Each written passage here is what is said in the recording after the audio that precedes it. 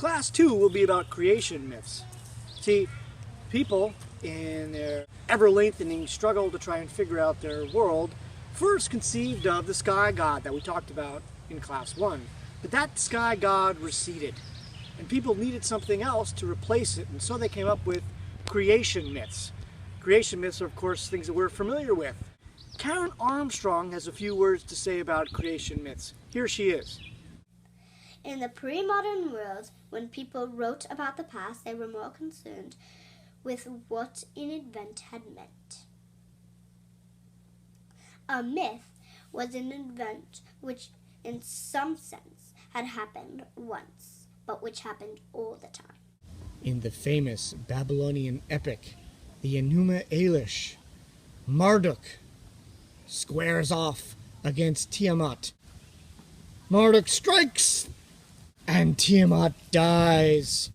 Now that he has slain the evil Tiamat, Marduk cuts her body in half. Her upper half becomes the heaven, her lower half the earth. A good creation myth did not describe an event in the distant past, but told people something essential about the present. In the Epic of Atrahasis, the gods are unhappy with human beings they've created because they're too noisy and won't let them sleep. One god, Enki, wants to save the human race. Atrahasis! Atrahasis! Build a boat, put lots of stuff in it. You will be saved.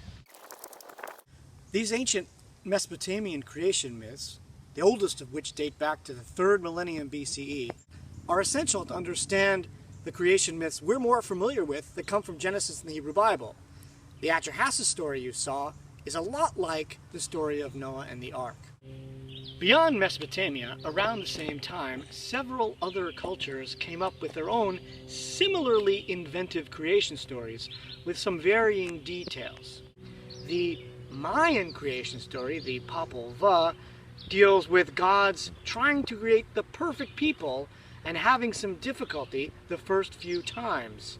After several failed attempts, the gods were finally successful in creating man and woman from the corn.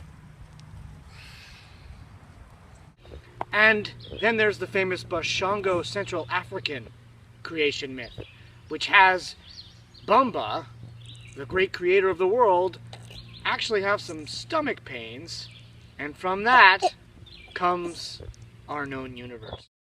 Alone in the universe, Bumba finds he has stomach pains. So bad, in fact, that he winds up vomiting forth all the elements of the earth. Oh, my tummy hurts.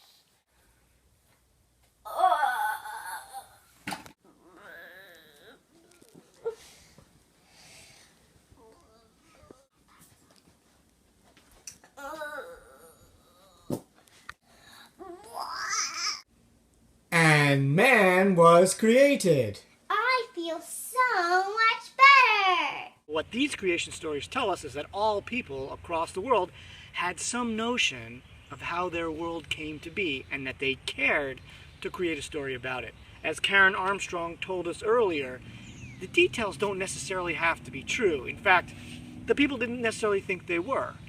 All that mattered was that the story was coupled with ritual, and these are the things that gave them meaning. So, how much do you guys get paid for these films? Not at all.